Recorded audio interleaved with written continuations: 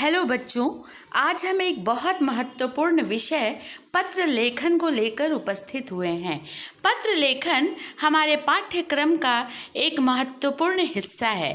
पत्र हमारे विचारों के आदान प्रदान का एक महत्वपूर्ण अंश होता है और अध्ययन कार्य में कक्षा 5 से लेकर कॉम्पिटिटिव एग्ज़ाम तक इसकी आवश्यकता पड़ती है। इसलिए पत्र लेखन की जानकारी होना अति आवश्यक है। अपने विचारों का आदान प्रदान करने का एक महत्वपूर्ण आधार होता है पत्र, और परीक्षा का भी एक महत्वपूर्ण हिस्सा है पत्र।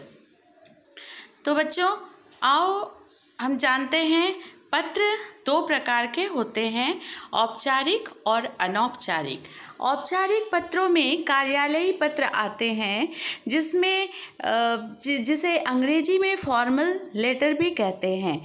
इस कार्यालयी पत्र में कई तरह के विषयों को लिखा जाता है। प्रार्थना पत्र, आवेदन पत्र, क्षमा पत्र या आदि कई प्रकार के पत्र होते हैं। शिकायती पत्र होते हैं जिसे हम डाक विभाग में लिखते हैं, थाना अध्यक्ष को लिखते हैं, विद्युत अभियंता को लिखते हैं, बिजली विभाग में।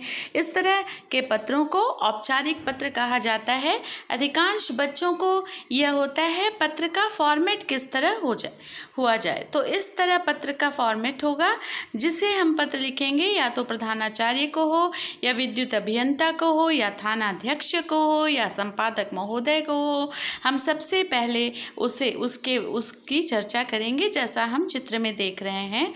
उसके बाद पहले प्रेषक नीचे होता था, जिसे हम नीचे देख रहे हैं। स्वनिर्देश हम जिसे देख रहे हैं नीचे, वह अब ऊपर ही लिखा जाने लगा है। मतलब पत्र प्रेषक की चर्चा भी हम ऊपर ही कर लिया करेंगे। उसके बाद अपना विषय लिखेंगे, जो प्रश्न पत्र में ही दिया रहेगा। प्रश्न पत्र में ही हमें विषय दिया रहता है, उस विषय को इस जगह पर अंकित करेंगे। उसके बाद महोदय या महोदया लिखते हुए अपने पत्र को लिखना प्रारंभ करेंगे। इस तरह ये बातें हुई औपचारिक पत्र की। दूसरी तरह का पत्र होता है बच्चों अनौपचारिक पत्र। अनौपचारिक पत्र रिश्तों में लिखा जाता है। रिश्तों के बीच जब हम आदान प्रदान करते हैं तो वैसे पत्रों को अनौपचारिक पत्र कहते हैं। इन पत्रों को व्यक्तिगत या पारिवारिक पत्र भी कहा जाता है।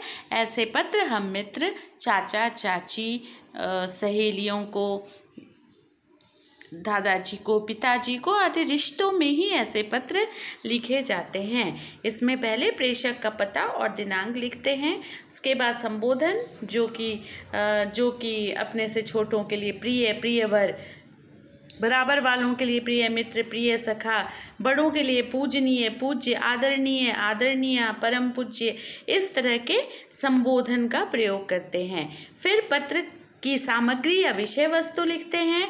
पत्र लेखन पत्र प्राप्त करने वाले से जो कुछ कहना चाहता है वही पत्र की विषय वस्तु होती है।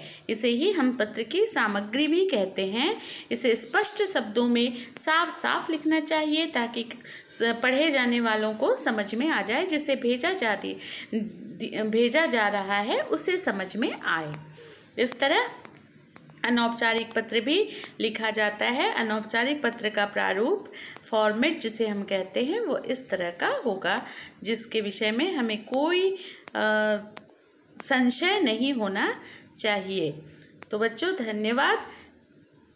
पत्र लिखने की कला स्वयं अपने अंदर निहित होती है। इसे बस एक अंक के माध्यम से लिखा जाना चाहिए, और एक फॉर्मेट सीखना बहुत ज़रूरी होता है।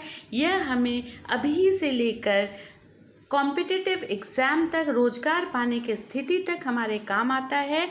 इसलिए इसकी जानकारी सही तरीके से होनी चाहिए। धन्यवाद।